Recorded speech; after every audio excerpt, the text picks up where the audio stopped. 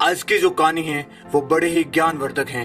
ये कहानी आपके जीवन में आपको ढेर सारी प्रेरणा देगी। इस कहानी को एंड तक जरूर सुने। आज की जो कहानी है वो शिकारी और कबूतर के ऊपर है। तो दोस्तों, आज आप इस कहानी से जानेंगे कि हमारे परिवार में एक दूसरे से झगड़ा कर हमारी जिंदगी में क्या प्रभाव पड़ता है और साथ रहने पर क्या प्रभाव पड़ता है। तो गाइज, मैं हूँ एहसन बेड़ा और आप देख रहे हो विलेज ट्यूबलाइट। कहानी को शुरू करने से पहले जो लोग हमसे नए जुड़े हैं वो चैनल को सब्सक्राइब कर दे ताकि हमारा मोटिवेशन बढ़ता रहे। तो कहानी शुरू करते हैं। तो दोस्तों, गांव से बहुत ही दूर एक जंगल में बहुत ही विशाल एक बरगद का पेड़ था। उस बरगद के पेड़ पर बहुत सारे कबूतर एक झुंड में रहते थे।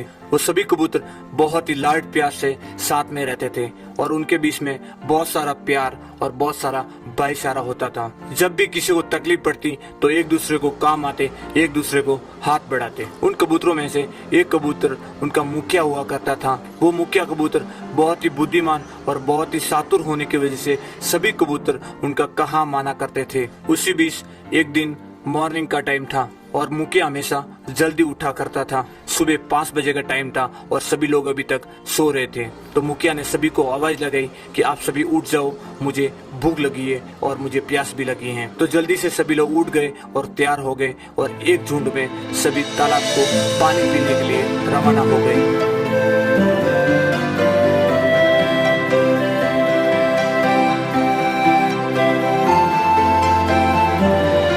जैसे ही सभी तालाब पर पहुंचे तो पहले वो तालाब पर कोई नहीं था।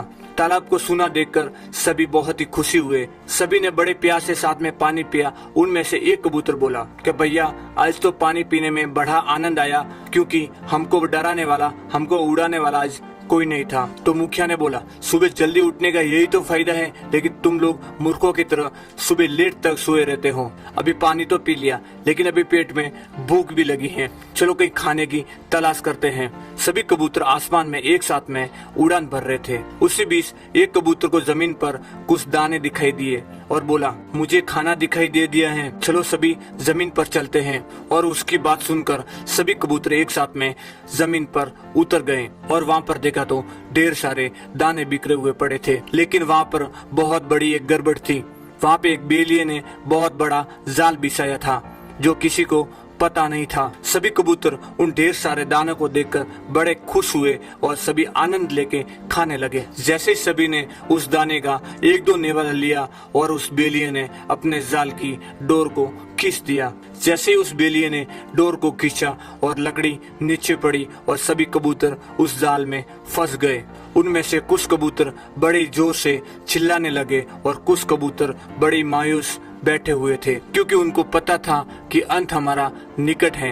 ये बेलिया हमको घर ले जाकर एक एक करके सभी को पका के खा जाएगा। उन सभी कबूतरों ने दूसरी तरफ देखा तो मुखिया बड़ा ही प्यार से हंस रहा था। उन मुखिया को हंसता हुआ देख सभी कबूतर बोले, इस संकट की घड़ी में आप इतना हंस क्यों रहे हो? तो फटाक से मुखिया बोला, भगवान एक द्वार बंद करता है तो दूसरा द्वार जरूर खोलता है। वो बेलिया शिकारी हमसे थोड़ा दूर है, वो आएगा, तब तक आप सभी दाने को सूख लो और मैं कुछ न कुछ तरकीब निकालता हूँ, आप सभी संतुष्ट रहिए। उस मुखिया कबूतर को एकता की शक्ति का पता था। वो मुखिया कबूतर बहुत ही बुद्धिमान और बहुत ही चातुर था। वो शिकारी उनके पास नहीं पहुंचा उससे पहले उसने एक भागने की तरकीब निकाल ली थी। उस मुखिया कबूतर ने अपनी तरकीब बताते हुए सभी कबूतरों से कहा, अगर हम सभी एक साथ में जोर लगा दिया जाए तो इस जाल को लेकर हम उड़ सकते हैं। सभी ने वैसा ही किया जैसे मुखिया ने बोला। शिकारी पास में आता उससे पहले सभी ने एक साथ में जोर लगाया और जाल को लेकर आसमान में उड़ गए और बेचारा बेलिया कबूतरों को जाते देखकर हाथ मलता रह गया। काफी देर तक उड़ान भरने के बाद एक ऐसी जगह पर उतर गए जहाँ पर एक उनका दोस्त रहता था और वह एक सुआ था। उन सभी कबूतरों ने अपने दोस्त को आवाज लगाई और सुआ अपने बिल में बड़े ही प्यार से सो रहा था। जैसे ही सुए के कानों में अपने दोस्तों की आवाज पड़ी वैसे ही वो दौड़े भागे बाहर निकल गया। जैसे ही सुए ने अपने दोस्तों की हालत देखी वो बड़ा ही उदास हुआ। उस कबूतरों ने अपने दोस्त को अपनी आप बीती बताई और उस सुए ने अपने सभी साथी सुओं को आवाज लगाई और क्षण मिनटों में सभी सुए वहाँ पे आकर खड़े हो गए और उस सुए ने सभी को आदेश दिया कि इस जाल को जल्द से जल्द काटा जाए और उस सभी सुओं ने उस जाल को काटना शुरू कर दिया और देखते देखते पल भर में सभी कबूतर आजाद हो गए। इस कहानी से हमें ये शिक्षा मिलती है कि एकता में बल होता है। किसी ने क्या खूब कहा है कि बंद मुट्ठी लाख की और छूटी तो खाक की। आप इस कहानी से शिक्षा लेते हुए अपने फैमिली को एक झूठ बोल सकते हो, अपने दोस्तों को एक झूठ बोल सकते हो। आप जिस भी झुंड में रहते हो हमेशा झुंड में रहिए, हमेशा एकता में रहिए, ताकि एकता में आपका बल बना रहेगा, आपकी ताकत बनी रहेगी। और सबसे बड़ी और सबसे इम्पोर्टेंट बात, आप किसी की गलतियों को लंबे टाइम तक अपने माइंड में नहीं लेनी चाहिए, क्योंकि एक बात हमेशा याद रखना, किसी की गलतियों को हम ऊपर लेके नहीं जा सकते, क्योंकि इस मिट्टी से बने हैं, इस मिट्टी में ही मिल जाना है। इसलिए आपको दिल को कहना है ऑल इज वेल।